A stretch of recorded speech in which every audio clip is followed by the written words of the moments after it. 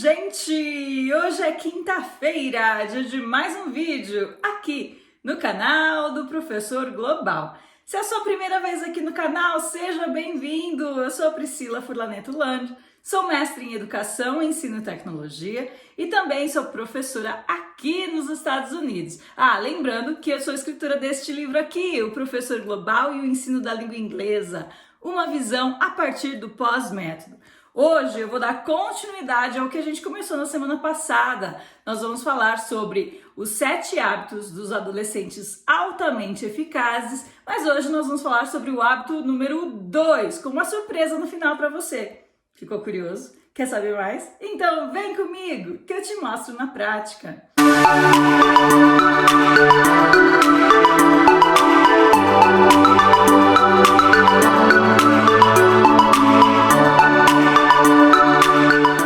Olha lá, gente, hoje nós vamos dar continuidade àquilo que a gente começou, né? Então, na semana passada nós iniciamos falando sobre esse livro, Os 7 Hábitos dos Adolescentes Altamente Eficazes, de Sean Covey, e hoje nós vamos falar sobre o hábito 2, comece com um fim em mente. Então, o que é esse segundo hábito? Esse hábito é importante porque o autor explica, né, para os nossos alunos que é importante a gente ter um objetivo ou objetivos, né, em geral, de vida.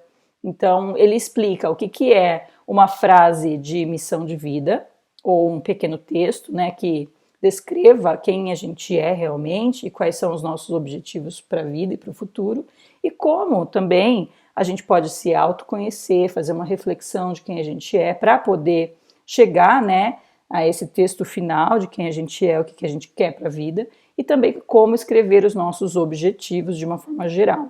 Então, a frase de missão pessoal. Qual é a frase ou texto que define os seus princípios de vida? Então, qual é o seu mission statement? Isso aqui é uma coisa até bem cultural americana, os americanos têm muito disso, de escrever mission statement para tudo, né? Então, se você tem uma empresa, você tem um mission statement. E se você é professor na escola, você também tem que ter um mission statement enquanto professor. Então, é uma coisa bem comum. Então, é interessante até, se você é professor de inglês, trazer, né, essa questão para os seus alunos, que é uma questão bem cultural. Mas, enfim, aqui o autor vai dar para a gente, né, para os leitores, um passo a passo, né, e também explicar o que é uma missão pessoal, uma frase de missão pessoal, e como escrever uma, né, dando alguns exemplos no decorrer do capítulo. Também tem um negócio bem interessante nesse capítulo, que é o que ele chama de The Great Discovery, né? Então, na verdade, trata-se de uma atividade de reflexão, que está ali, você pode até, se os seus alunos não tiverem o livro, você pode até imprimir, né, copiar essa parte específica para que eles possam fazer. Tem um lugar realmente para eles escreverem e refletir sobre cada uma das partes, né? Essa atividade ajuda, né, os alunos a pensar sobre quem eles são, né, a se encontrar com o eu interior deles, né, e poder então, a partir dessa reflexão específica, né, escrever a sua frase ou texto sobre a sua missão de vida. Então é bem interessante, vale a pena dar uma olhada lá nas páginas finais. Na verdade, essa está bem no meio do capítulo, né? Nas páginas do meio do capítulo, para que vocês possam, de repente, aplicar aí com seus alunos e fazer com que eles reflitam. É até legal, porque vocês podem fazer com eles e criar uma grande discussão, né, de autorreflexão aí. Acho que os nossos alunos hoje em dia, eles precisam pensar realmente quem eles são e o que eles querem ser no futuro. Acho que a gente está necessitado desse tipo de atividade na escola.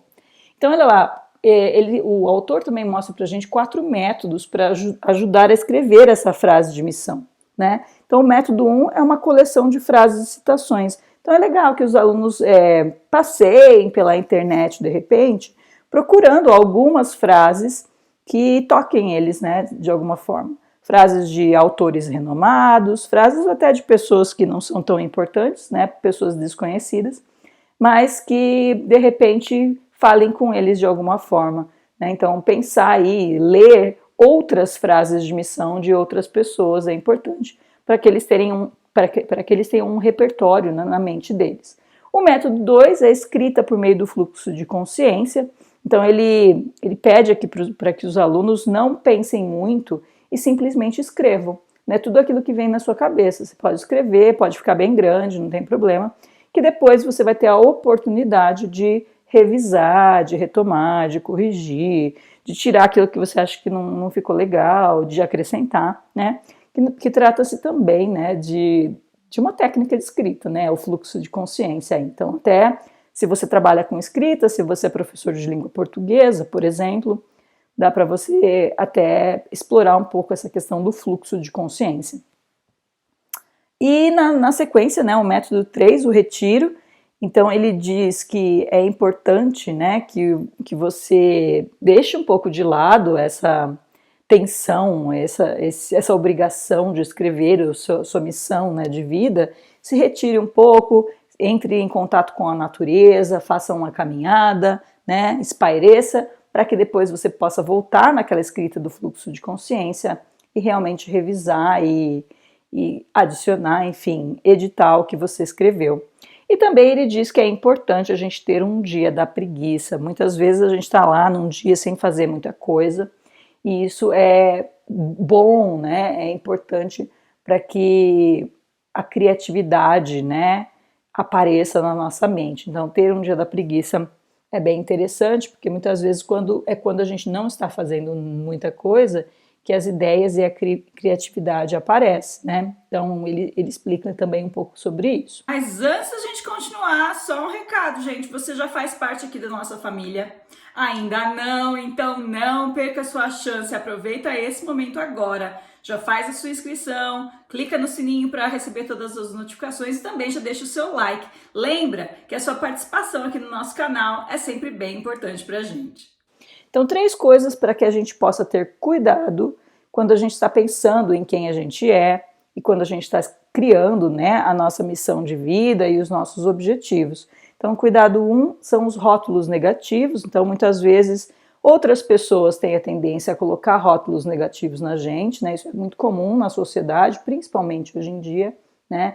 Com a internet, então, nem se fala, né, que os rótulos negativos aparecem mais facilmente. E também a gente mesmo, né? Então, se você começar a pensar sobre você, você vai perceber que você mesmo coloca rótulos negativos em você. Então, ele pede para a gente tomar cuidado, porque nós não temos. E se a gente tem, claro, alguma coisa negativa, a gente tem que trabalhar, né, para melhorar aquilo. Mas a gente não pode ficar se rotulando o tempo todo, né? Se culpando sobre quem a gente é de uma forma negativa.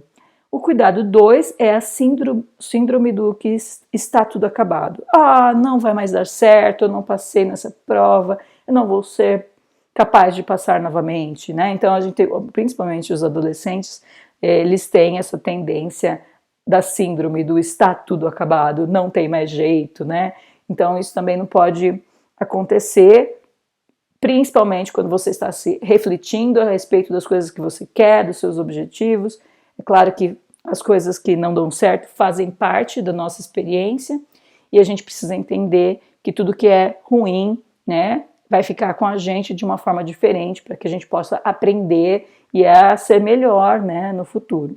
E o cuidado número 3 é a parede errada. É bem interessante que ele explica, né, que muitas vezes a gente tem um objetivo muito específico e a gente quer muito uma coisa, mas às vezes aquilo não é para a gente, né? Então é preciso também refletir e entender o processo, e muitas vezes quando você percebe que tem, né, tudo acaba dando errado de certa forma, muitas vezes é preciso refletir, pensar, será que isso é mesmo para mim? Né? Ele até dá um exemplo de um jogador de futebol que teve muito sucesso, era ótimo, mas acabou se perdendo, né? O caráter e, enfim, começou a fazer coisas que não deveria. Então, ele fala que muitas vezes aquilo foi grandioso demais para que ele pudesse conseguir levar uma vida normal e uma vida honesta. Então, é legal a gente também refletir, será que esse objetivo que eu quero tanto é mesmo para mim? Né?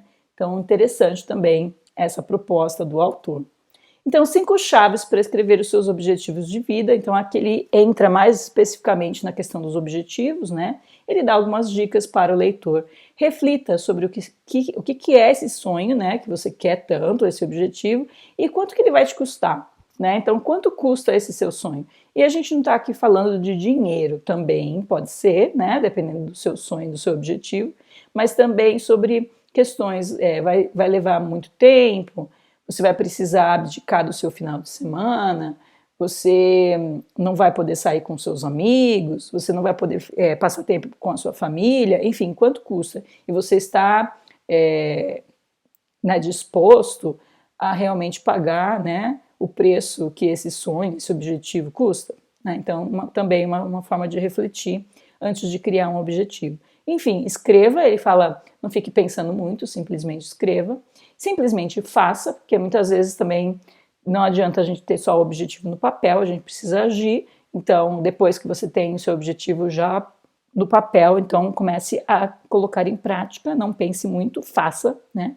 E use o que ele chama de moments, que é, na verdade, algumas coisas que a vida nos traz e que criam momentos, seria mais, na verdade, uma motivação para a gente. Por exemplo, agora a gente está no fim do ano, então quando vira aí o ano, do dia 31 para o dia 1º, né, de janeiro, então isso seria um momentos, né, seria aquele momento que você se enche de energia, porque é um novo ano, e você tem novas oportunidades e novas ideias, né, então ele pede para que a gente, ao longo do ano, crie esses momentos que vão elevar a nossa energia, né, que vão nos motivar a continuar focando no objetivo que a gente escreveu.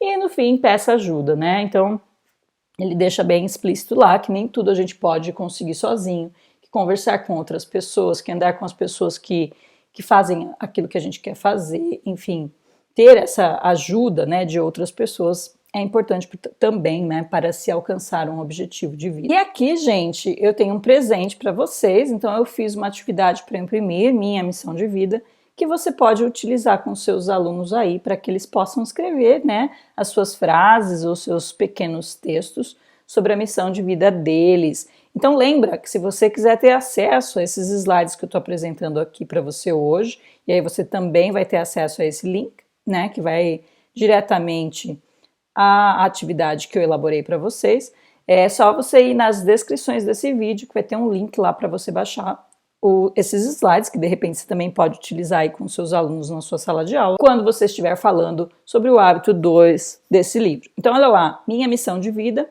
após a leitura do hábito 2 do livro Os 7 Hábitos dos Adolescentes Altamente Eficazes, de Sean Covey, utilize as técnicas aprendidas para escrever uma frase ou texto que descreva a sua missão de vida. E lembra, se você conseguir utilizar tudo isso aqui com os seus alunos, não esqueça de deixar para mim nos comentários como foi sua experiência, se deu certo, se não deu. Lembra que tudo que você faz aí na sua sala de aula também é muito interessante para mim e também ajuda a gente a crescer aqui no canal toda vez que você interage com a gente nos comentários. Então não deixe de contar aqui para a gente como foi a sua experiência. E aí, você gostou? Super legal, né, gente? Então, se você conseguir utilizar, como eu já disse anteriormente, esse material com os seus alunos, não esquece de deixar aqui nos comentários como foi a sua experiência. Então é isso, eu espero você aqui na próxima quinta-feira no canal do Professor Global. Beijo, beijo, beijo. Fui!